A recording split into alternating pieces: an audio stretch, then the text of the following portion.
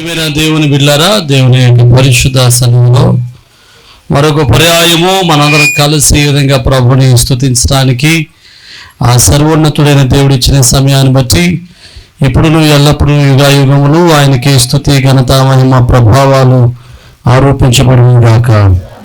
మరి ప్రభునందు ప్రియ దేవుని బిడ్డలారా, దేవుని చేత ప్రేమింపబడి క్రీస్తు రక్తంలో కడగబడి మరి ఆయన వధువు సంఘంగా సిద్ధపడుతున్నటువంటి మీ అందరికీ కూడా ప్రభువైన యేసు నామములో షలోం, దేవుని కృపా సమాధానాలు ప్రభు మనెల్లరకు అనుగ్రహించును గాక. ప్రియమైన దేవుని బిడ్డలారా, కొద్ది నిమిషాలు దేవుని యొక్క మాటలు మనం ధ్యానం చేద్దాం. ప్రాముఖ్యంగా మరి నూతన సంవత్సరంలో మనం మొదటి ఆదివారంలో మనం ఉండడానికి దేవుడు సహాయం చేశాడు కనుక మరి 1వ తారీఖుని మధ్యలో కలవడందరికీ మరి మరొకసారి నూతన సంవత్సర శుభాకాంక్షలు. దేవుడు ఈ నూతన సంవత్సరంలో తన కృప చేత మిమ్మల్ని అందరినీ కాచి కాపాడి తన మహిమలో బలపరచును గాక. ప్రియమైన దేవుని బిడ్డలారా, ఈ క్రొత్త సంవత్సరంలో మనం అడుగు పెట్టాం. ఇంచుమించు ఈ కొత్త సంవత్సరంలో ఆరాధనకు వచ్చినప్పుడు, మందిరానికి వచ్చినప్పుడు ఇంచుమించు మీరందరూ కూడా ఒక తీర్మానం తీసుకుని వచ్చుంటారని నా ఉద్దేశం. ఏంటి ఆ తీర్మానం అంటే, ఈ సంవత్సరం అంతా ఎలాగైనా ప్రార్థన మానకూడదు. కొంతమంది అయితే ఇంకో తీర్మానం తీసుకుని ఉంటారు. ఏంటి, ఈ సంవత్సరం ఎలాగైనా ఎప్పుడు ఆలస్యంగా వెళ్ళకూడదు, టయానికి వెళ్ళిపోవాలి అనే తీర్మానం. ఒక్కొక్కరు ఒక్కొక్క తీర్మానం తీసుకుని ఉంటారు. ఈ సంవత్సరం ఎలాగైనా నేను ప్రార్థన చేయాలి అనేటువంటి తీర్మానం తీసుకున్న వాళ్ళు కొంతమంది ఉంటారు. లేకపోతే ఈ సంవత్సరం ఎలాగైనా ప్రార్థనలో ఉండాలి, ప్రార్థన పూర్వకంగా ఉండాలి అని తీర్మానం తీసుకున్న వాళ్ళు ఉంటారు. ఒక్కొక్కరు ఒక్కొక్క రకమైనటువంటి తీర్మానాలు తీసుకుని ఉండి ఉంటారు. చాలా సంతోషం. ప్రియమైన దేవుని బిడ్డలారా, సంవత్సరం అనేది ఖచ్చితంగా వస్తూ ఉంటుంది, పోతూ ఉంటాయి. కానీ సంవత్సరాలు గతిస్తూ ఉన్నప్పుడు మనం జీవితంలో దేవుని కార్యం నూతనపరచబడాలి అంటే మనం కూడా దేవుని సన్నిధిలో నూతనపరచబడాలి. మనం కూడా నూతనపరచబడాలంటే సంవత్సరాలు గతిస్తూ ఉన్నప్పుడు, నూతన సంవత్సరం వచ్చినప్పుడు ఒక నూతన వరవడితో, నూతన భక్తితో, నూతనమైన అలవాట్లతో మనం ప్రభు సన్నిధికి రాగలిగితే అది మనంతగానో మనకి స్ఫూర్తిదాయకంగానో ఆశీర్వాదకరంగానూ ఉంటుందని చెప్పడానికి సంతోషిస్తూ ఉన్నాను. నమ్మిన వారు దేవునికి స్తోత్రం చెబుదాం. హల్లెలూయా.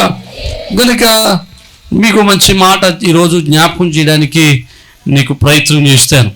దేవుని సన్నిధికి రావాలని అందరూ ఆశపడతారు, దేవుని మందిరంలో ఉండాలని ఆశపడుతూ ఉంటారు. అయితే ఇదే తీర్మానాన్ని కొంతమంది కూడా తీసుకున్నారు. ఆ తీర్మానాలు ఈరోజు మీకు జ్ఞాపకం చేసి అసలు వాళ్ళు ఆ తీర్మానాలు తీసుకోవడానికి గల కారణాలు ఏంటో కూడా మీకు జ్ఞాపకం చేయడానికి ఇష్టపడతా ఉన్నాను. చూడండి, నెహెమ్యా గ్రంథంలో 10వ అధ్యాయం, నెహెమ్యా గ్రంథము 10వ అధ్యాయము 39వ వచనాన్ని మనం చదువుకుందాం. మా దేవుని మందిరమును మేము విడిచిపెట్టాం.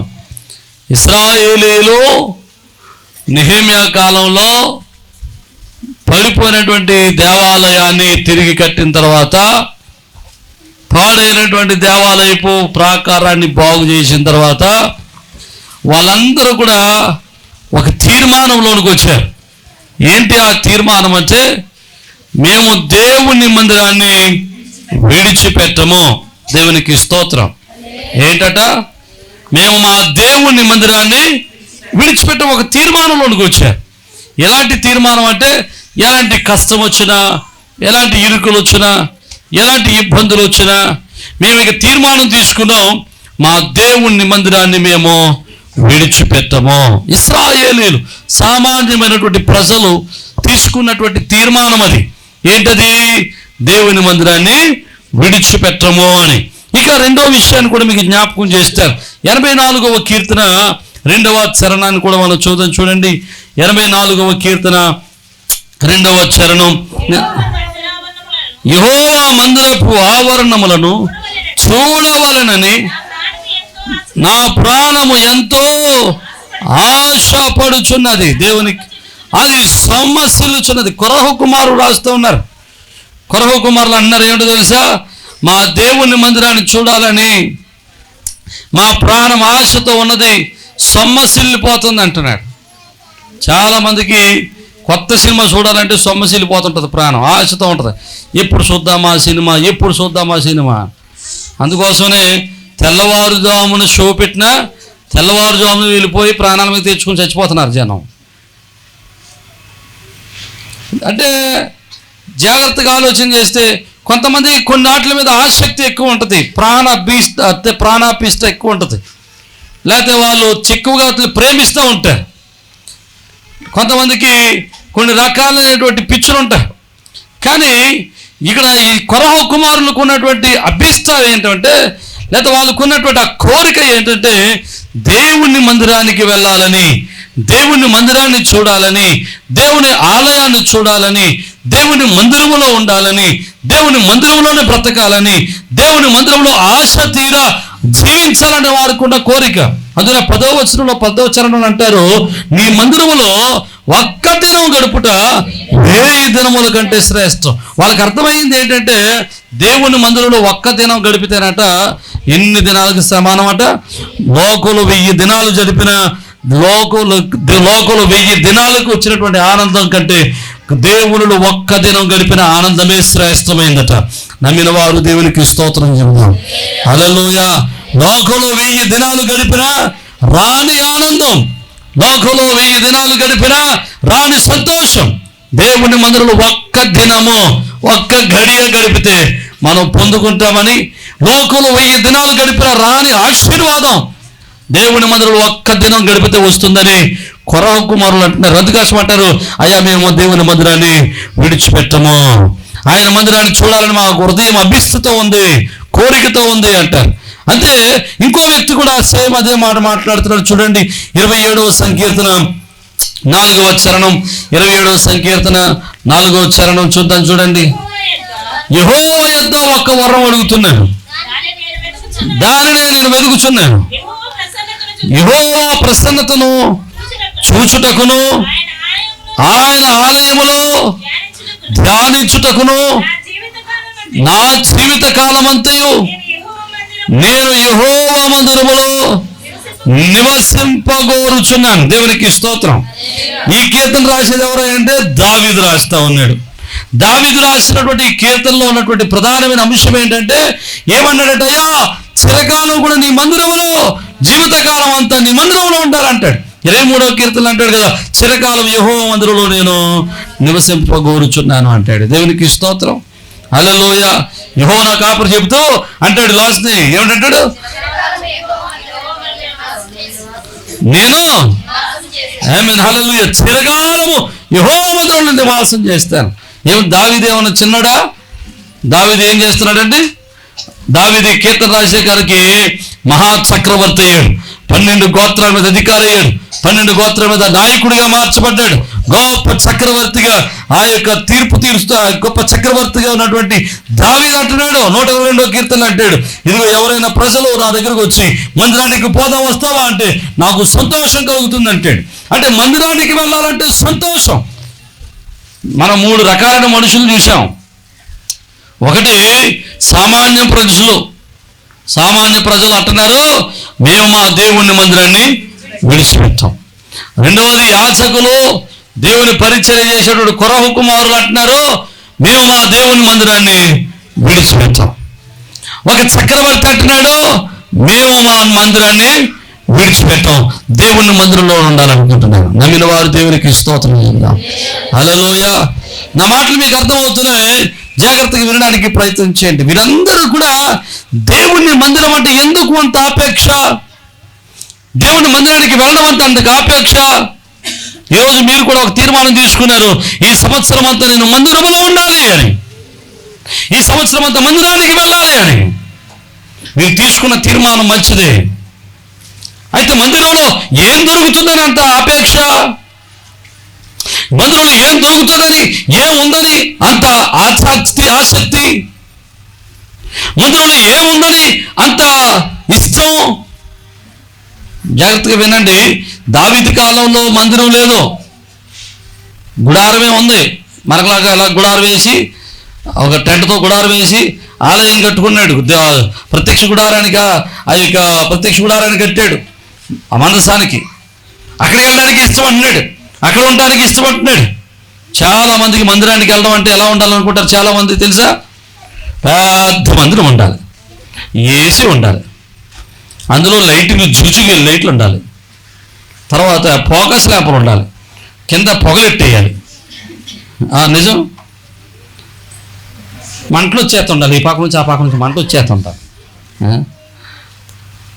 ఇలాంటివన్నీ కోరుకుంటారు చాలామంది. కానీ ప్రభు అవన్నీ కోరుకోవట్లేదు. ప్రభు కోరుకునేది ఏంటంటే తెలుసా? మన హృదయమే ఆయనకు ఆలయంగా ఉండాలని, ఆయన ఆలయంగా ఉన్న మన హృదయాలే పరిశుద్ధమైన గృహాలుగా, పరిశుద్ధమైనటువంటి జీవమైన రాళ్ళ వలె మనమే దేవునికి ఒక ఆలయంగా కట్టబడాలని ప్రభు కోరుకుంటున్నాడు. నమ్మిన వారు దేవునికి స్తోత్రం చెప్తాం. హల్లెలూయా. మనుషుల కట్టే ఆలయాల్లో ఆయన నివాసం ఉండడం, కానీ జీవ రాళ్ళ వలె కట్టబడుతున్న మనమే ఆయనకు ఒక ఆలయంగా ఉంటే మన మధ్యలోనే ఆయన నివాసం ఉంటాడు. దేవునికి స్తోత్రం. హల్లెలూయా, హల్లెలూయా. నేటి కాలంలో క్రైస్తవం ఇలాగే తగులడిందండి. ఎవరైనా ప్రార్థన రమ్మంటే అడిగమన్నాడు తెలుసా? పెద్ద మందిరం ఉందా అని చూస్తున్నాడు, లేకపోతే అది ఉందని చూస్తున్నాడు, ఇది ఉందని చూస్తున్నాడు, ఏసీ ఉందని చూస్తున్నాడు, కుర్చీలు ఉంటాయని చూస్తున్నాడు, లేకపోతే ఇంకోటి ఉందని చూస్తున్నాడు, ఇంకోటి ఉందని చూస్తున్నాడు. టౌన్లో ఇదే పరిస్థితి అండి. ఏ చర్చి బాగుంటుందని ఎత్తుక్కుని వెళ్ళిపోతున్నారు.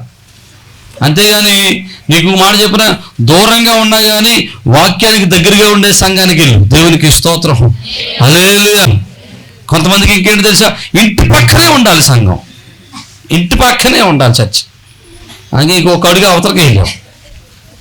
హల్లెలూయా. ప్రియమైన దేవుని వెళ్ళారు, సంతోషమే. వాక్యానికి దగ్గరగా ఉండే సంఘం ఎక్కడ ఉంటే అక్కడికి వెళ్ళడం మంచిది. నన్ను ఈ మాట చెప్పడం దేవుని యొక్క ఆలయంలో, దేవుని యొక్క ఆలయానికి వెళ్ళడానికి, దేవుని మందిరానికి వెళ్ళడానికి ఆ యొక్క ఇశ్రాయేలులు ఇష్టపడుతూ ఉండేవారు. ఎందుకు అంత ఇష్టం అంటే, వాళ్ళు దేవుని మందిరానికి వెళ్ళడానికి 4 కారణాలు ఉన్నాయి.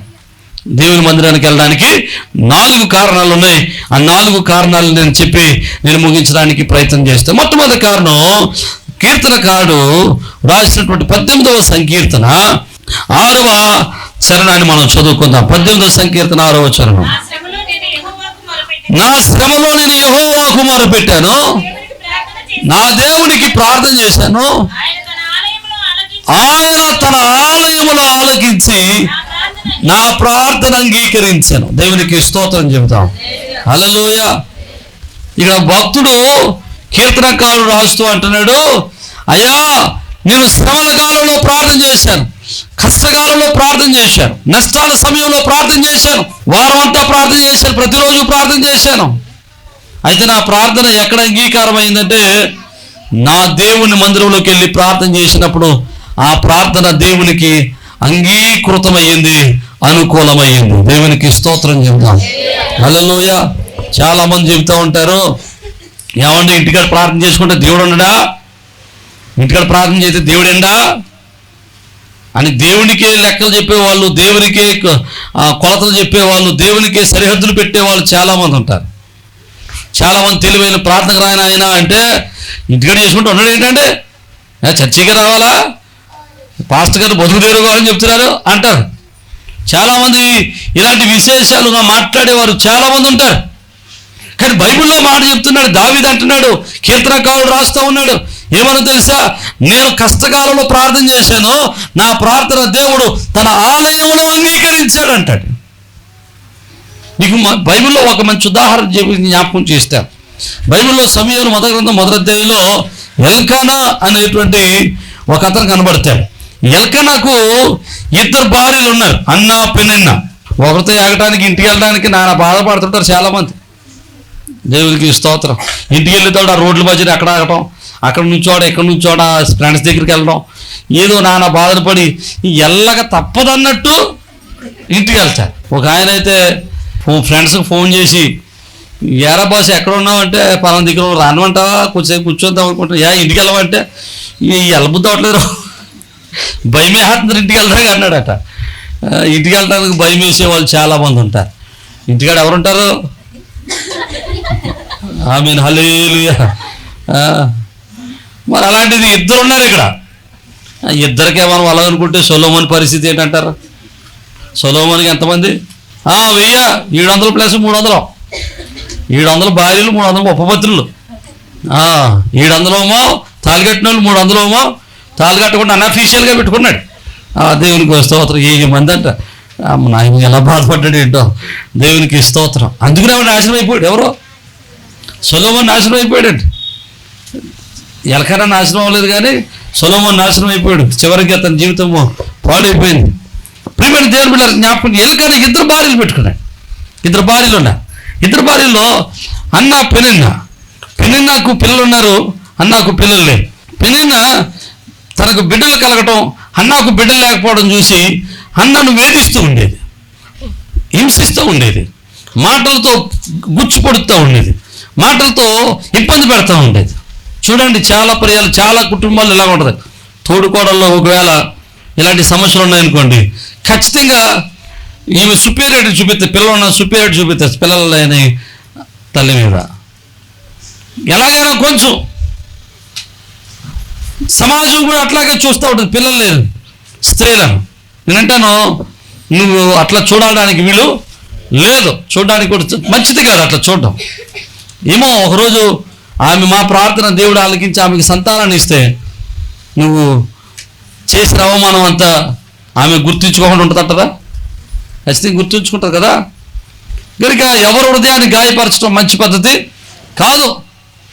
జాగ్రత్తగా వినండి. అక్కడ పెనిన్నా హన్నను చాలా ఇబ్బంది పెట్టింది. అన్న ఇక తన భార్యను భర్తను అడిగేదట, నాకు పిల్లల్ని ఇస్తావా ఇవ్వా, పిల్లల్ని ఇస్తావా? ఆయన ఇవ్వడట, నేనేమన్నా దేవునా అనేవాడట. నీకు 10 మంది పిల్లల కంటే శ్రేష్టమైన వాడిగానే ఉన్నాను కదా అంటే, నాకు కుదరదు, నాకు ఈ అవమానం పోవాలి, నాకు సంతానం కావాలని అడిగేదట. ఎంత అడిగినా, ఎన్ని సంవత్సరాలు అలాగే భర్తను అడిగినా సమాధానం రాలేదు. కానీ ఒకరోజు ఒక నిర్ణయం తీసుకుంది, ఇక షిలోహులో దేవాలయంలోనికి వెళ్ళి నేను మొరపెడతాను అని తీర్మానం తీసుకుంది. ఒక పండుగ వచ్చింది. పండుగ రోజున తన భర్తతో కలిసి షిలోహులో ఉన్నటువంటి మందిరంలోకి వెళ్ళింది, ఆలయంలోకి వెళ్ళింది. ఆ షిలోహులో ఉన్నటువంటి మందిరపు ఆలయంలో లేదా ఆ ఆలయంలో మొరపెట్టడం ప్రారంభించింది. దేవునికి స్తోత్రం. ఏలి చూశాడు, ఏలి అడుగుతున్నాడు, ఏంటమ్మా ఏమైంది? అయ్యా, నా పరిస్థితి ఇట్లాంటిది, నువ్వు వెళ్ళు, దేవుడు నీ ప్రార్థన ఆలకిస్తాడు, మరుసటి సంవత్సరానికి నీకు బిడ్డనిస్తాడు దేవుడు అని చెప్పాడు. దేవునికి స్తోత్రం. హల్లెలూయా. ప్రియమైన దేవుని బిడ్డలారా, వేదన. షిలోహు మందిరంలోనికి వెళ్ళి ఆమె చేసినటువంటి ప్రార్థన. చాలా మంది ఏమంటారు తెలుసా? నాకు పిల్లలు ఇస్తే దేవుని దగ్గరికి వెళ్తానులే, నాకు బాగుపడితే దేవుని దగ్గరికి వెళ్తానులే, నాకు కడుపు నొప్పి తగ్గితే దేవుని దగ్గరికి వెళ్తానులే. చాలా మంది దేవునికి టార్గెట్ పెడతారు. నాకు కడుపు నొప్పి తగ్గితే వస్తాను, లేకపోతే రాను.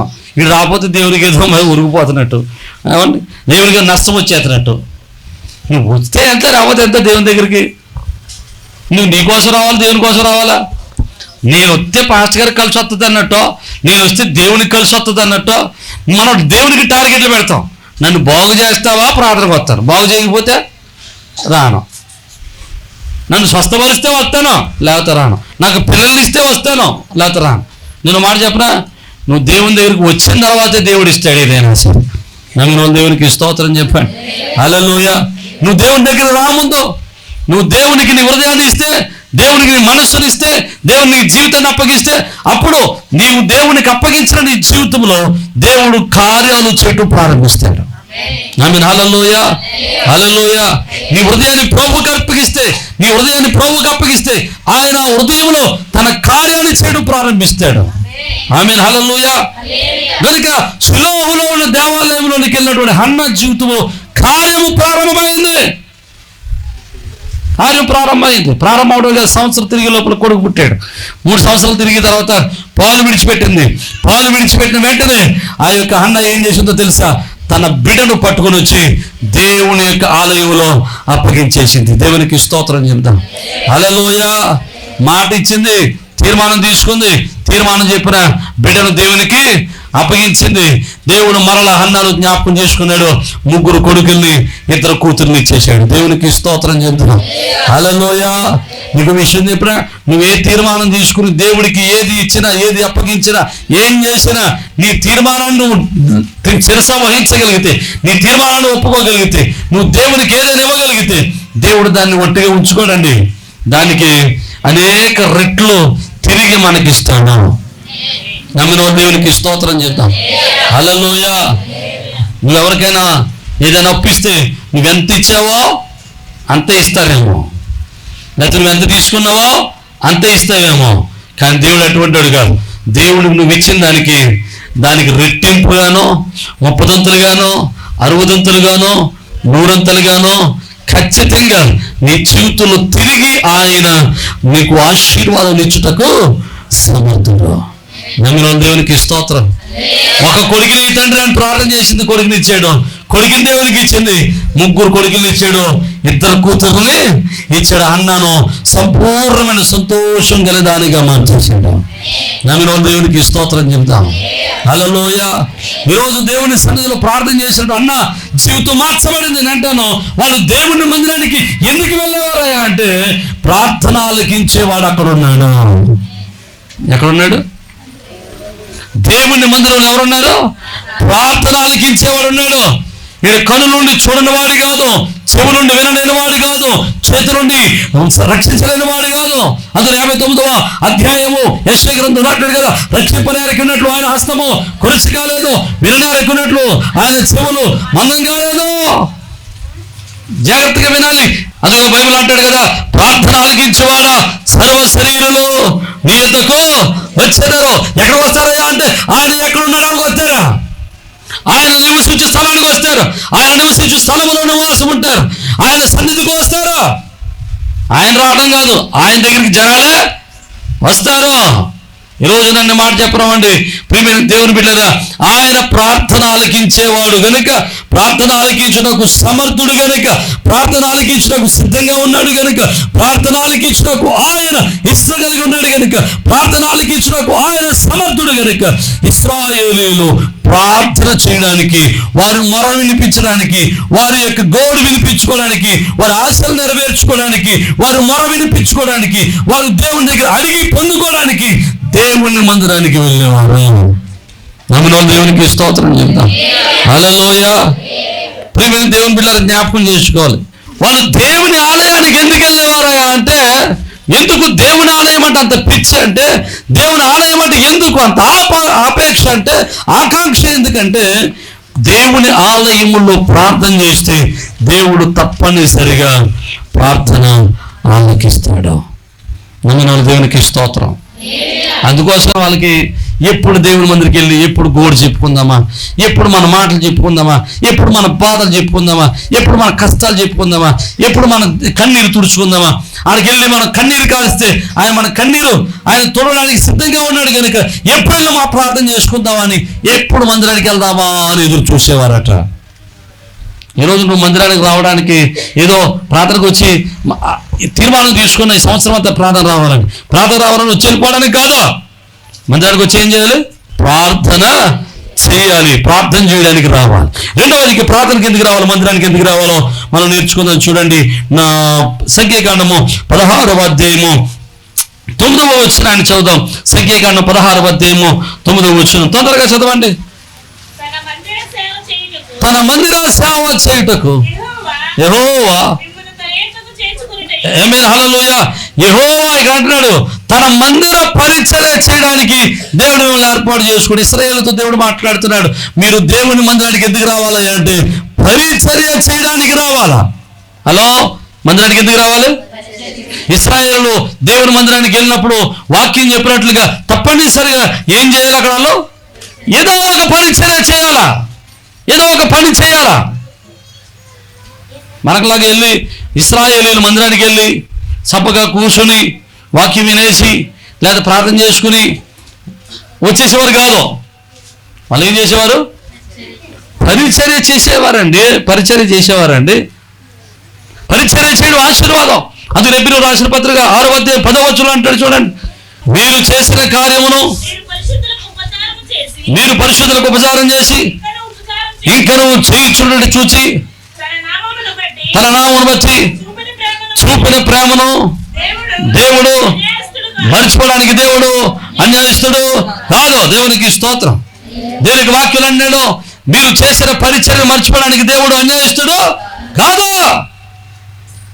ఇశ్రాయేలీయులు దేవుని మందిరానికి ఎందుకు పరిగెత్తుకుంటూ వెళ్ళేవారంటే దేవుని మందిరంలో పరిచర్య చేయడానికి పరిగెత్తుకు వెళ్ళేవారు. పరిచర్య చేయడం అంటే అలా ఇష్టం. ఎందుకో తెలుసా? మనం ఎంత పని చేస్తే దేవుడు మన పక్కన అంత పని చేస్తాడని నమ్మకం. నమ్మితే దేవునికి స్తోత్రం. దేవుడు వాగ్దానం చేశాడు కదా, దేవుడు అన్యాయస్తుడు కాదు, దేవుడు నమ్మకస్తుడు, దేవుడు అన్యాయం చేసేవాడు కాదు. అన్యాయం చేసేవాడిని చూస్తుండేవాడు ఊరుకునేవాడు కాదు. ఆయన అన్యాయస్తుడు కాదు, అన్యాయస్తుడు కాదు. నువ్వు చేసిన పనికి, నువ్వు చేసిన కార్యానికి తగిన ప్రతిఫలాలు ఇచ్చుటకు ఆయన సమర్థుడు. ఆమేన్, హల్లెలూయా. చాలా మంది దేవుని మందిరంలో పరిచయం చేయడానికి ఇష్టపడరు. నీకు విషయం చెప్పరా? ఎప్పుడు నువ్వు మందిరానికి వచ్చినా సరే, ఎప్పుడు దేవాలయంలోకి వచ్చినా సరే, వచ్చేసి ప్రార్థన చేసుకుని వెళ్ళిపోవడం కాదు చేయాల్సింది. ఖచ్చితంగా ఏదో ఒక పని చేసి వెళ్ళాలా వచ్చిన ప్రతిసారి. అది గుర్తుపెట్టుకోండి. ఎప్పుడు మందిరానికి వచ్చినా ఖచ్చితంగా ఏదో ఒక పని చేయాలి. అది ఆశీర్వాదం, అది దీవెన మనకి. నీకు ఎందుకో మాట చెప్తాను చూడండి. బైబిల్ గ్రంథంలో దినవృత్తాంతాల గ్రంథంలో 13వ అధ్యాయం 2వ దినవృత్తాంతాల 13లో ఒక యుద్ధం కనబడుతుంది మనకి. అక్కడ అబియా అలాగే యారోబాము ఇద్దరి మధ్య యుద్ధం వస్తుంది. యారోబాము అబియా మీద విరుచుకు పడతా ఉంటాడు. ఎందుకంటే అబియా చాలా బలవంతుడు. అతనికి 18 సంవత్సరాల అనుభవం ఉంటుంది, 8 లక్షల సైన్యం ఉంటుంది, 10 గోత్రాల జనం ఉంటారు, 10 గోత్రాల జనం డబ్బు ఉంటుంది. అతని దగ్గర ఎంతో కాల్బలం, ఎంతో రథబలం ఉంటుంది, చాలా బలవంతుడు. అబియా చాలా చిన్నాడు, 2 గోత్రాలే జనం ఉంటారు అతని దగ్గర. అబియా దగ్గర 4 లక్షల జనాంగమేమో కాల్బలమే, సైన్యమే 4 లక్షల సైన్యమే ఉంటుంది. ధనంలో తక్కువాడు, అనుభవంలో తక్కువాడు. అలాంటి వాడి మీదకి యారో విరుచుకు పడతా ఉంటుంటే అబియా ఒకసారి ఆ యుద్ధం జరుగుతూ ఉన్నప్పుడు ఆ యుద్ధానికి ముందు లేచి నిలబడి యారోబాముతో అంటాడు, యారోబామా, నా మీద యుద్ధం చేయడానికి రావద్దు, నువ్వు నా మీద యుద్ధాన్ని చేయడానికి వస్తే ఖచ్చితంగా నువ్వు ఓడిపోతావు, జాగ్రత్త అంటాడు. అప్పుడు యారోబాము అంటాడు, ఎందుకు ఓడిపోతాడు రాబాయ్? నా దగ్గర బలం ఉంది, ధన బలం ఉంది, ఆస్తి బలం ఉంది, ఖండ బలం ఉంది, తెలివి బలం ఉంది, జ్ఞాన బలం ఉంది, అనుభవ బలం ఉంది, అన్నీ ఉన్నాయి నా దగ్గర, నేను ఎందుకు ఓడిపోతానా అంటే 4 కారణాలు చెప్తాడు అబియా. అక్కడ 4 కారణాలు. 2వ కారణం ఏంటో తెలుసా?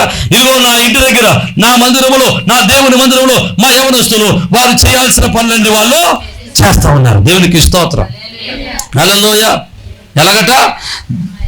మా యవనస్తులు, మా లేవీయులు దేవుని మందిరంలో చేయాల్సిన పనులు వాళ్ళు చేస్తున్నారా? యుద్ధం ఇక్కడ జరుగుతుంటే ఎక్కడో మందిరంలో పనిచేసేవాడి గురించి చెప్తావేంట్రబ్బాయ్? కారణం ఏంటో తెలుసా? నా యవనస్తులు దేవుని పని చేయటం మానేలేదు కనుక దేవుడు మా పట్ల తన కార్యాన్ని చేయటము ఆపివేయడు. మేము మా దేవుని పనిని అశ్రద్ధ చేయలేదు కనుక దేవుడు మా పనిని అశ్రద్ధ చేయడు. నమ్మిన వాళ్ళు దేవునికి స్తోత్రం చెప్పండి, హల్లెలూయా. అందులో బైబిల్ అంటాడు, యెహోవా పనిని అశ్రద్ధగా చేయవాడు శాపగ్రస్తుడు అంటాడు. దేవుని పనిని అశ్రద్ధగా చేస్తే శాపం వస్తుంది, కానీ శ్రద్ధగా చేస్తే విజయం వచ్చింది. దేవునికి స్తోత్రం చెప్తాం, హల్లెలూయా. అవి అంటాడు, మా పిల్లలు ఇక్కడ దేవుని పని చేస్తున్నారయ్యా, దేవుని పని చేస్తున్నారు. ఈరోజు ఇక్కడ ఇంత అందంగా ఆరాధన జరుగుతుందంటే కారణం ఏంటో తెలుసా అండి? మనమందరం టయానికి వచ్చి కూర్చున్నాం, కానీ టయానికి వచ్చి కూర్చోవాలంటే, ఇంత ఆరాధన జరగాలంటే, అంత ఏర్పాట్లు జరగాలంటే ఎవరు చేస్తున్నారు మనకు తెలియదు. కుర్చీలు ఎవరు చేస్తున్నారో తెలియదు. కుర్చీ లేకపోతే కుర్చీ లేదా అని అడగడమే తప్ప పోనీ కుర్చీ తెచ్చుకుందామని ఉండదు. పోనీ బరకం ఉడిచారా అంటే బరకం ఉడసలేదా అనుకోవడమే తప్ప పోనీ బరకం ఉడిద్దాం అనుకోరు. మరి ఎవరు చేస్తారు ఈ పనులన్నీ? మనకంటే ముందుగా యవ్వన బిడ్డలు, చంటి బిడ్డలు దేవుని పని చేస్తున్నారు. దేవునికి స్తోత్రం, హల్లెలూయా. ఎవరైతే దేవుని పని చేస్తున్నారో వారి కుటుంబంలో దేవుడు అబియా కుటుంబంలో ఇచ్చిన గొప్ప విజయమును ఇచ్చును గాక, హల్లెలూయా. యారోబాముకి అబియాకు గొప్ప యుద్ధం జరిగింది. యుద్ధం జరిగినప్పుడు యారోబాము యొక్క గర్వాన్ని దేవుడు అణిచి అబియాను లేవనెత్తి గొప్ప విజయాన్ని ఇచ్చాడు. యారోబాము చచ్చిపోయే వరకు మరలా తన తలను పైకెత్తలేకపోయాడు, లేవలేకపోయాడు. కారణం ఏంటి తెలుసా? దేవుడు అబియా పట్ల గొప్ప కార్యాన్ని చేశాడు. ఆమేన్, హల్లెలూయా. కారణం ఏంటి తెలుసా? అబియా పట్ల ఎవరున్నారు? అబియా జీవితంలో ఎవరున్నారు? అబియా దేశంలో ఎవరున్నారు? దేవుని పని చేసే వాళ్ళు ఉన్నారు, పరిచర్య చేసే వాళ్ళు ఉన్నారు. నేను ఈరోజు ఈ మాట చెప్తాను, నువ్వు దేవుని పని చేస్తే, దేవుని పరిచర్య చేస్తే ఖచ్చితంగా నీ పట్ల దేవుడు అద్భుతాలు చేస్తాడు. నువ్వు చేసే పనులలో విజయాన్ని ఇస్తాడు. నువ్వు దేవుని పని చేస్తే దేవుడు నీ పక్షాన తన కార్యాలు జరిగిస్తాడు. ఆమేన్, హల్లెలూయా. చాలా విషయాల్లో అన్ని పనులు మనమే చక్కబెట్టుకోలేమండి. జాగ్రత్తగా వినండి. అన్ని పనులు మనమే చక్కబెట్టేసుకోలేము. మన జ్ఞానం వల్ల తెగిలిపోతే ఎన్ని పనులను. చాలా పనుల్లో మన జ్ఞానమునకు మించినటువంటి కార్యాలు ఉన్నప్పుడు దైవ సహాయం కావాలి. అలాంటి దైవ సహాయం కావాల్సి వచ్చినప్పుడు దేవుడు ఎక్కడికి వెళ్ళి ప్రభువా నన్ను కరుణించంటే సరిపోదు. నువ్వు కూడా దేవుని పని చేస్తే దేవుడు నువ్వు చేసే పనిని చూసి దేవుడు నీ పట్ల తన కార్యాన్ని జరిగిస్తాడు. నమ్మిన దేవునికి స్తోత్రం చెప్తాం. హల్లెలూయా, హల్లెలూయా. చాలా మంది ఏమంటారు తెలుసా? దేవుని మందిరంలో పని చేయండి అయ్యా, పరిచర్య చేయండి అయ్యా అంటే ఏమంటారు తెలుసా? పాస్టర్ గారి కోసం చేస్తున్నట్టు ఫీల్ అవుతారు చాలామంది. అబ్బే మేము చేయలేమండి. అది పాస్టర్ గారి కోసం చేస్తున్న వాళ్ళు అయితే. పాస్టర్ గారి కోసం సేవ చేస్తున్నాం అనుకున్నవాడు మందిరంలో ఏ పని చేయడండి, చేయలేడు. చూడండి, సమూయేలు గ్రంథం 2వ అధ్యాయము 31 వచనం అనుకుంటా, ఒకసారి చదవండి. సమూయేలు మొదటి గ్రంథం 2వ అధ్యాయం 31 వచనం అనుకుంటా, చూడండి. 11వ వచనం. అయితే ఆ బాలుడు యాజకుడని ఏలి ఎదుట యెహోవాకు పరిచర్య చేశాడు. దేవునికి స్తోత్రం.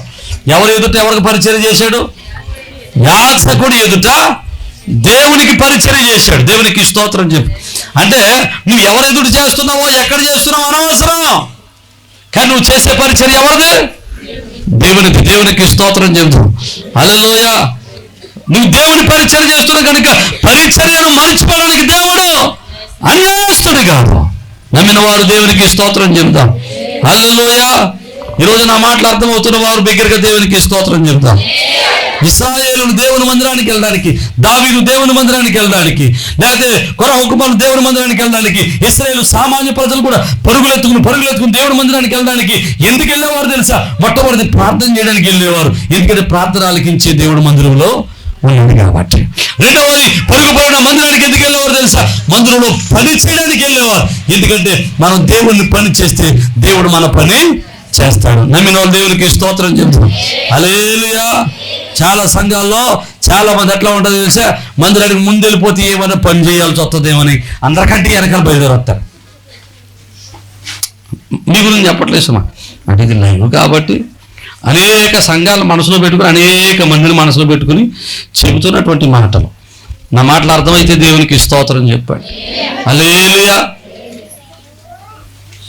మందిరానికి పని చేయడానికి చాలా అయిష్టంగా ఉంటారు. మందిరంలో పని చేయడానికి ఇష్టత చూపిస్తే, మందిరంలో పరిచర్య చేయడానికి ఇష్టత చూపిస్తే, పరిచర్య చేసిన సమూయేలుని ఆశీర్వదించినటువంటి దేవుడు, మందిరంలో పరిచర్య చేసినటువంటి ఆ అబియా కుటుంబాన్ని, అబియా దేశాన్ని ఆశీర్వదించినటువంటి దేవుడు ఈరోజు నీ కుటుంబాన్ని, నీ బిడ్డలను దేవుడు ఆశీర్వదించును గాక. హల్లెలూయా. ప్రియమైన దేవుని బిడ్డలకి మూడవది, దేవుని మందిరానికి అంటే అంత ఆపేక్ష ఎందుకు వాళ్ళకి? ఎందుకు వెళ్ళేవారు మందిరానికి? చూద్దాం. బైబిల్లో ఇశ్రాయేలు దేవుడు ఒక ఆజ్ఞ ఇచ్చాడు. ఆ ఆజ్ఞ ఏంటో చూద్దాం. చూడండి, ద్వితీయోపదేశకాండము 16వ అధ్యాయము 17వ వచనం. ద్వితీయోపదేశకాండము 16వ అధ్యాయము 17వ వచనం. వారు వట్టి చేతులతో యెహోవా సన్నిధిని కనబడక, అయ్యో ఇలా వినండి. ఎలాగట? దేవుని మందిరంలో ఎలా కనబడకూడదు? అందుకోసం మీరు అందరూ ఏం చేస్తున్నారండి? వచ్చినప్పుడు బైబిల్ పట్టుకుని వస్తున్నారు. మేము ఒట్టి చేతుల దగ్గర రావట్లేదండి బాబు. ఓ చేతితో బైబిల్ పట్టుకున్నావు, ఓ చేతిలో పాటల పుస్తకం పట్టుకున్నావు, 2 చేతులు ఖాళీ లేకుండా వస్తున్నామంటే. తెలివైన వాళ్ళు చాలా మంది ఉంటారు. ఇలాంటి వాళ్ళు ఉంటారని దేవుడు చెప్తున్నాడు. ఒట్టి చేతులతో దేవుని మందిరంలో కనబడక, నీ దేవుడని యెహోవా నీకు అనుగ్రహించిన కొలది దీవెన చెప్పిన ప్రతివాడును తన శక్తి కొలది ఇయ్యవలెను. దేవునికి స్తోత్రం చెప్తాం. ఇశ్రాయేలు దేవుడు ఇచ్చిన ఆజ్ఞ ఏంటో తెలుసా? నువ్వు ఎప్పుడు మందిరానికి వెళ్ళినా సరే ఎలాగెళ్ళకూడదు? ఒట్టి చేతులు వెళ్ళకూడదు. మరి ఎలా వెళ్ళాలి? కానుగట్టుకు వెళ్ళాలి. ఎంత కానుగట్టుకు వెళ్ళాలి? దేవుడు నిన్ను ఆశీర్వదించిన కొలది, నిన్ను ఎంత శ్రేష్టమైన దేవుడితో దేవుడు దింపాడో, నువ్విచ్చే కానుక దేవుడు నీకు ఇచ్చిన దేవునికి నువ్విచ్చే కానుక ఎలా ఉండాలంటే దేవుడు నిన్ను ఆశీర్వదించిన విధం కనబడేటట్టు ఉండాలి. దేవునికి స్తోత్రం చెప్పండి. హల్లెలూయా. ఈ విషయం చెప్పకూడదు, ఆయన కానీ చెబితే జాగ్రత్తగా వినండి, ఎందుకంటే మీరు నేర్చుకోవడానికి బాగుంటుందని. ప్రతి ఆదివారం మేము కూడా ఫస్ట్లో 10 రూపాయలు కానుక వేసేవాళ్ళు మా పిల్లల చేత. ఒక 5-6 సంవత్సరాల క్రితం, 4-5 సంవత్సరాల క్రితం 10 రూపాయలు కానుక ఇచ్చాం. వాళ్ళు కూడా 10, మేము మా అయితే 50 రూపాయలు వేసేవాళ్ళం. తర్వాత నాకు అనిపించింది, రోడ్డు మీద వెళ్తున్నాం ఒకసారి, వెళ్తుంటే రోడ్డు పక్కన కొంతమంది హిజ్రాలు ఆపుతారు. పాపం వాళ్ళకి అదే మార్గం, అదే ఆపారు. వాళ్ళు ఎంత ఇచ్చుకున్నారు, మీరు ఎప్పుడు ఆగలేదేమో, ఖచ్చితంగా 10 రూపాయలు. నువ్వు 5 రూపాయలు ఇచ్చి తెచ్చుకోవాలి, 20 రూపాయలు ఇచ్చి తెచ్చుకోవాలి, 10 తీసుకుంటారు. నాకు అనిపించింది, ఇక్కడ హిజ్రాకి 10 రూపాయలు ఇస్తున్నాం, దేవుని మందిరానికి వెళ్ళి వారమంతా కాపాడిన దేవుడికి 10, మనకి ఏమాత్రం ఉపయోగపడినాయి వ్యక్తులకు 10 అనిపించింది. అప్పటి నుంచి మానేసాం. అబ్బాయి ఇలా కుదరదు. భిక్షగాడికి కూడా మనం రోజుల్లో ₹1-2 రూపాయలు అయితే ఎవరు తీసుకోవట్లేదంటే 10 కాగితాలే. నాకు అనిపించింది ఎట్లా కుదరదు, ఇక మార్చేయాలి, పరిస్థితి మార్చేయాలి అనుకున్నాం. 10 రూపాయల నుంచి 50 రూపాయలకు వచ్చేసాం. మళ్ళీ 50 రూపాయల నుంచి 100 రూపాయలకు వచ్చేసాం. ఇప్పుడు 100 రూపాయల నుంచి 200లకు వచ్చాం. మా పిల్లలు వేసే కానుక రోజుకి, వారానికి ఒక్కొక్కరు 200 రూపాయలు కానుక వేస్తారు. దేవుని చిత్తం అయితే ప్రభువు మమ్మల్ని ఆశీర్వదించగలదు, అది పెరిగితే తప్ప తరగదు. దేవునికి స్తోత్రం. ఎందుకు తెలిసే వాళ్ళకి నేర్పాలా, దేవునికి ఇవ్వడం నేర్పాలా. దేవునికి వాక్యంలో చెప్తున్నాడు, దేవుడు నిన్ను ఆశీర్వదించిన కొలది, దేవుడు నిన్ను దీవించిన కొలది ఏం చేయాలి, అర్పణ ఇవ్వాలి. ఇది దేవుడిచ్చిన ఆజ్ఞ, మనుషులు పెట్టిన ఆజ్ఞ కాదు. దేవుడిని ఆశీర్వదించిన కొలది ఇవ్వాలా. నమ్మిన వారు దేవునికి స్తోత్రం చెప్పండి. హల్లెలూయా. అలా ఎందుకు ఇవ్వాలో తెలుసా, వాక్యంలో చూడండి. మొత్తం మలాకీ గ్రంథం 3:10 మనం చూస్తే అక్కడ రాస్తాడు ఏమో తెలుసా, ఇదిగో నీవు నా దేవుని మందిరంలో ఆహారం ఉన్నట్లు 10వ భాగం అంతయు నా మందిరం నిధిలోనికి తీసుకురండి. దేవునికి స్తోత్రం. నా మందిరం నిధిలో ఆహారం ఉండాలి కాబట్టి మీరు ఏం చేయాలి, మీ 10వ భాగం అంతా తీసుకురండి. 10వ భాగం ఎందుకు చెప్పాడంటే, ముందు అలవాటు చేసుకోరా బాబు, 10వ భాగం ముందు అలవాటు చేసుకో, తర్వాత విస్తారంగా ఇద్దిగారు. దేవునికి స్తోత్రం.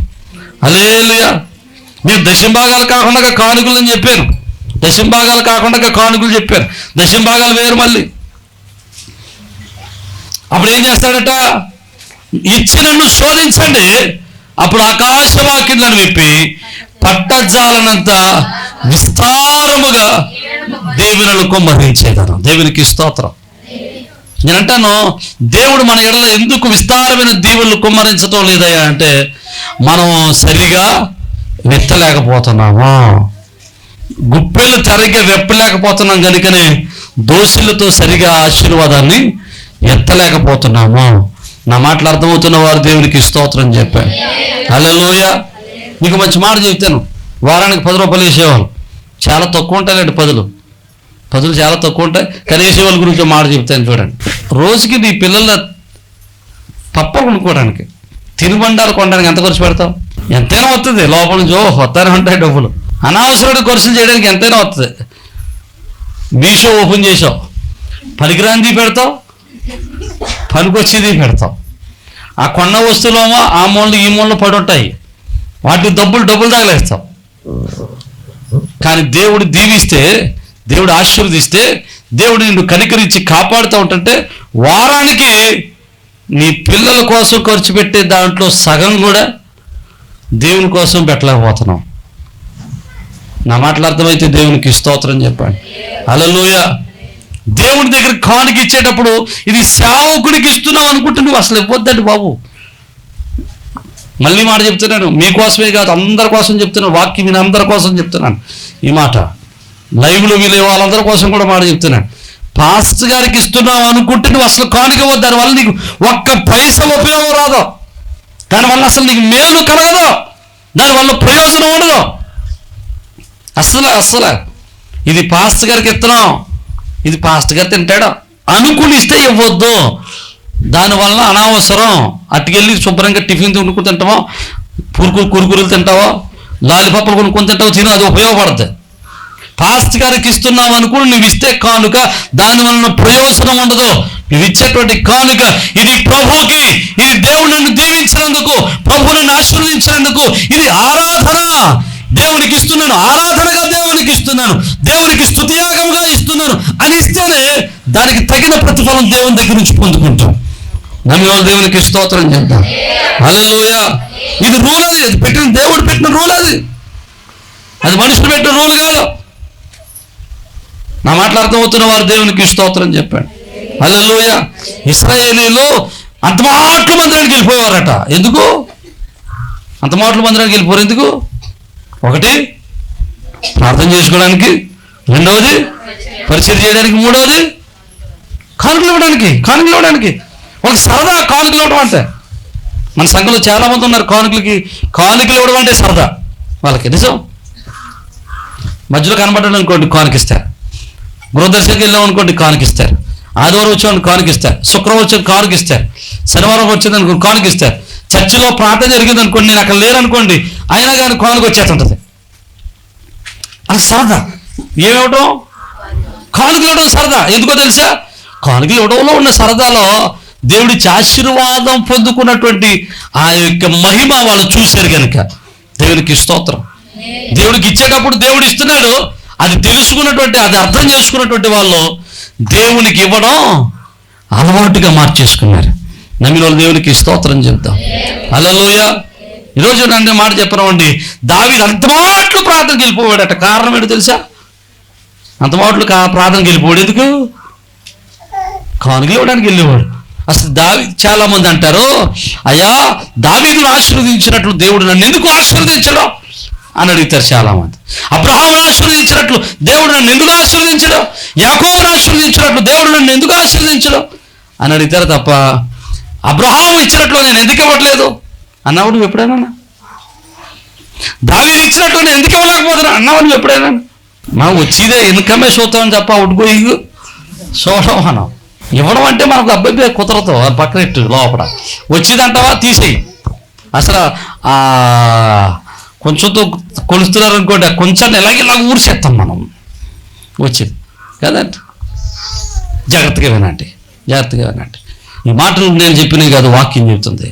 మందిరానికి వెళ్ళినప్పుడు, ఎప్పుడు మందిరానికి వెళ్ళినా సరే, ఆదివారం మాత్రమే కాదు, శనివారం ప్రార్థనకు వచ్చిన, శుక్రవారం ప్రార్థనకు వచ్చిన, మధ్యలో ఎప్పుడు ప్రార్థనకు వచ్చినా, ఎప్పుడు మందిరంలో నువ్వు కనబడినా అప్పుడు ఏం చేయాలి? కానుక ఇవ్వాల్సిందే. ఇది నేను చెప్పిందా వాక్యం చెప్పిందా? వాక్యమే చెప్పింది అన్నవారు దేవునికి స్తోత్రం చెప్పారు. హల్లెలూయా. ఇది మనుషుడు చెప్పింది కాదు, ఒక సేవకుడు పెట్టిన క్రమం కాదు, ఇది స్వయంగా సర్వోన్నతుడైన దేవుడు పెట్టిన క్రమం.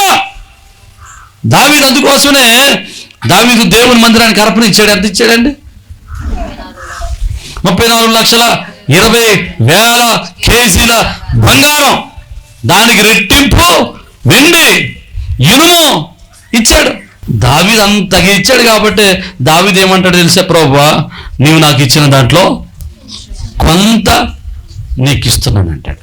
అసలు కొంతే 34,00,000 కేజీల బంగారం ఉంటే అసలు ఉన్నది ఎంత ఉంటుంది అంటారా? ఆమేన్. హల్లెలూయా. అందుకోసమే మనం ఇచ్చేది చూడొద్దు, దేవుడు ఇచ్చేది చూద్దాం. దేవుడు ఎంత ఇచ్చాడు చూసి దాంట్లో కొంత అన్నాడు కదా, లెక్క పెట్టాడు కదా దేవుడు. ఆ లెక్కట్టుకొచ్చి దేవుని దగ్గర ఇస్తే దేవుడు మన కొంతనే కొండంతగా మారుస్తాడు. నమ్మిన వాళ్ళు దేవునికి స్తోత్రం చేద్దాం. హల్లెలూయా. మూడవది, మందిరానికి వాళ్ళు ఎందుకు వచ్చేవారయ్యా అంటే, మందిరానికి ఎందుకు వచ్చేవారు? కానుకలు ఇవ్వడానికి వచ్చారు. వారికి ఆశ, వారి అపేక్ష. నాలుగవది, వారు దేవుని మందిరానికి ఎందుకు వచ్చేవారు చూద్దాం. లూకా సువార్త 21వ అధ్యాయము 38వ వచనం. లూకా సువార్త 21వ అధ్యాయము 38వ వచనం. ప్రజలందరూ ఆయన మాట వినటానికి దేవాలయములో ఆయన యొద్దకు పెందల కడని వచ్చి కూర్చుండరు. దేవునికి స్తోత్రం చెబుదాం. ఇక దేవాలయానికి వెళ్ళి ఎందుకు వచ్చారయ్యా అంటే, ఎందుకు వచ్చారు? ఆయన వాక్యాన్ని వినడానికి వచ్చారు. ఈరోజు మనం మందిరానికి రావడం ఒక తీర్మానంగా తీసుకుంటే, మందిరానికి రావడం వెళ్ళిపోవటం కాదు ప్రాముఖ్యం. వచ్చిన నీవు మందిరములో వాక్యాన్ని వినగలగాలి. వాక్యం వినడానికి మందిరానికి రావాలి. వాక్యాన్ని ధ్యానం చేయడానికి మందిరానికి రావాలి.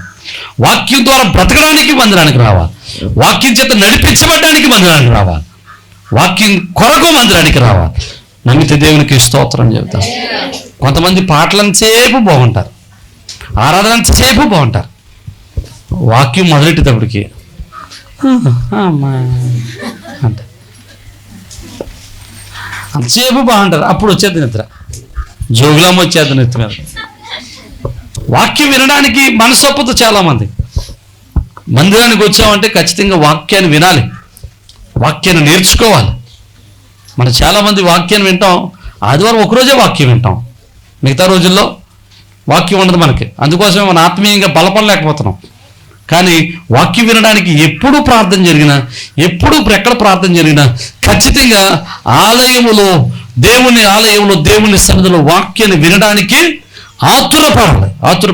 వాక్యం పట్ల ఆసక్తి ఉండాలి. అది మన జీవితాల్ని నడిపిస్తుంది. ఆయన వాక్యం మనల్ని బ్రతికిస్తుంది. ఆయన వాక్యం మనల్ని నిలబెడుతుంది. ఆయన వాక్యం మనల్ని ఆదరిస్తుంది. ఆయన వాక్యం మనల్ని భద్రపరుస్తుంది. ఆయన వాక్యం మనల్ని స్థిరపరుస్తుంది. ఆయన వాక్యం మనల్ని నడిపిస్తుంది. ఆయన వాక్యం మనకు వెలుగుగా ఉంటుంది. ఆయన వాక్యం మనకు పాల వంటిది. ఆయన వాక్యం మన సాకల వాడి సబ్బు వంటిది. ఆయన వాక్యం మనకు ఒక అర్థం వంటిది. ఆమేన్. హల్లెలూయా, హల్లెలూయా. అది మనకు త్రోవకు వెలుగుగాను, మనకు కాళ్ళకు దీపంగాను ఉంటుంది. హల్లెలూయా. ఆయన వాక్యాన్ని వినాలి, నేర్చుకోవాలి. వినడం అంటే ఏమనుకుంటారు మీరు? మేము అందరం వాక్యం వింటున్నాం కదండి అనుకోవచ్చు. వాక్యం వినడం కాదు ముఖ్యం. ఏం చేయాలి? దాన్ని గమనించాలి, గ్రహించాలి. తినేయటం ముఖ్యం కాదు. తిన్నది ఏం చేయాలి? అరుపుకోవాలా. హలో, దేవునికి స్తోత్రం. ఏమంటే తిన్నది ఏం చేయాలి? అరుపుకోవాలి. కొంతమంది అరుపుకోరు, కక్కేత ఉంటారు వెళ్ళేటప్పుడు. పాస్టర్ మీద నిజం, పాస్టర్ మీద కక్కేత, లేకపోతే వెళ్ళేటప్పుడు పక్కన మీద కక్కేత. నా గురించి చెప్పారు. కొంతమంది ఏమంటారు తెలుసా? అటువంటి డబ్బు గురించి చెప్తారు. కక్కేత ఉంటారు అన్నమాట. అరగదు అది లోపల, అది అరగదు లోపల. హల్లెలూయా. ప్రేమైన దేవుని బిడ్డలారా, అరుపుకోండి. వాక్యాన్ని వినాలి, దాన్ని నెవన వేసుకుంటూ వాక్యాన్ని గ్రహించుకుంటే అది మన జీవితాలకి ఆశీర్వాదకరంగా ఉంటుంది. దేవునికి స్తోత్రం. హల్లెలూయా. ఈ సంవత్సరం అంతా నువ్వు దేవుని మందిరానికి రావాలనుకుంటే మందిరంలో చేయాల్సిన 4 పనులు.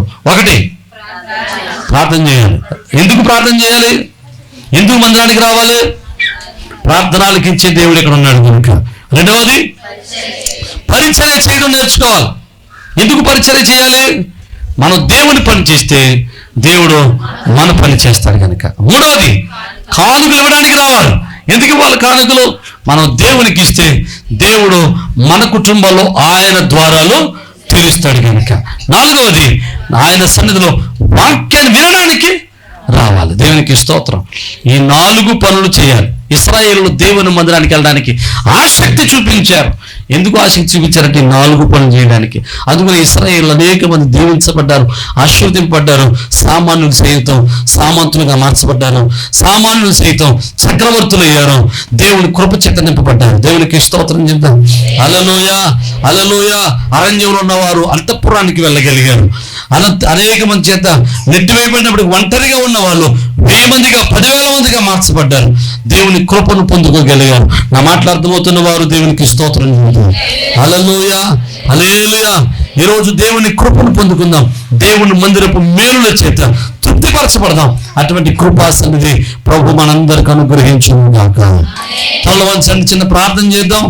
ఈరోజు ఒకవేళ నువ్వు తీర్మానం తీసుకున్నావేమో మందిరానికి వెళ్ళాలని, ఒకవేళ ఇంకా తీర్మానం తీసుకోకుండా ఉన్నావేమో, ఈరోజు ఒక తీర్మానం తీసుకో. ఇది మొదలుకొని నేను మందిరానికి వెళ్తానయ్యా, ఇది మొదలుకొని నీ మందిరంలో నివాసం ఉంటానయ్యా. దావీదు వలె నీ సన్నిధిని విడిచిపెట్టను ప్రభువా, దావీదు వలె నీ సన్నిధిని విడిచిపెట్టను నాయన. ఇశ్రాయేలు ప్రజల వల్ల నీ మందిరాన్ని విడిచిపెట్టాం ప్రభువా. అయ్యా అయ్యో తండ్రి నాయన, నీ సన్నిధిని మేము విడిచిపెట్టాం. కొరహ కుమారుల వలె నీ మందిరం అంటే మేము ఆపేక్షతో ఆసక్తితో ఉంటాం నాయన. అయ్యా అయ్యా అయ్యా అయ్యా, నీ మందిరములో నివసించే ధన్యత మాకు దయచేయండి నాయనా. నీ మందిరంలో నివసించే ధన్యత మాకు దయచేయండి ప్రభువా. ఈరోజు ఒక తీర్మానం తీసుకుందాం. మందిరానికి వచ్చినప్పుడు ఈ 4 పనులు చేస్తున్నావా? నువ్వు ప్రార్థన చేస్తున్నావా? ప్రార్థనలో సమయం గడపగలుగుతున్నావా? మందిరానికి వచ్చినప్పుడు పరిచర్య చేయగలుగుతున్నావా? మందిరానికి వచ్చినప్పుడు కానుకలు ఇవ్వగలుగుతున్నావా? దేవుడు దీవించిన కొలది, ఆయనని ఆశీర్వదించిన కొలది కానుక ఇవ్వగలుగుతున్నావా? 4వది, వాక్యానికి సమయం ఇవ్వగలుగుతున్నావా? వాక్యాన్ని గ్రహించగలుగుతున్నావా? ఈరోజు మన హృదయాలు పరిశీలన చేసుకుందాం. ఒకవేళ ఈ 4 విషయాలు నీలో లేకపోతే ఈరోజు మన హృదయాలు ప్రభువుకు అప్పగించి, ప్రభువా నీ మందిరంలో 4 విషయాలు కలిగి ఉండడానికి సహాయం దయచేయమని ప్రార్థన చేద్దాం. పరిశుద్ధుడు కృపగలిగిన తండ్రి, నీ కృపను బట్టి మీకు వందనాలు, స్తోత్రం. వినిన వాక్యాన్ని మా హృదయంలో నాటింపచేయండి. నీ కృప చేత సంధించండి, నీ మహిమ చేత బలపరచండి, ఈ ఆత్మకార్యాలు జరిగించండి. అయా ఇగో తండ్రి, నీ మందిరంలో ఆయా పచ్చని ఒలివ మొక్కల వలె నువ్వు ఎదుగుతూ నీ కృపను పొందుకోవడానికి సహాయం దయచేయండి. ఇశ్రాయేలు వలె, దావీదు వలె అయా ఈ 4 పనులు చేస్తూ నీ కృపను పొందుకునే ధన్యత మా బిడ్డలకు దయచేయండి. ఇక ఎవరైతే నాయనా ఈ సంవత్సరంలో ఒక నూతన తీర్మానాలు తీసుకుంటున్నారు, వారి కుటుంబంలో మెండైన దేవుడితో నడిపించి మీరే మహిమ పొంది నీ కృపను బలపరచుమని యేసు పరిశుద్ధ నామం బట్టి స్తుతించి వేడుకొనుచున్నాము మా పరమ తండ్రి. ఆమేన్. అందరికీ షలోమ్.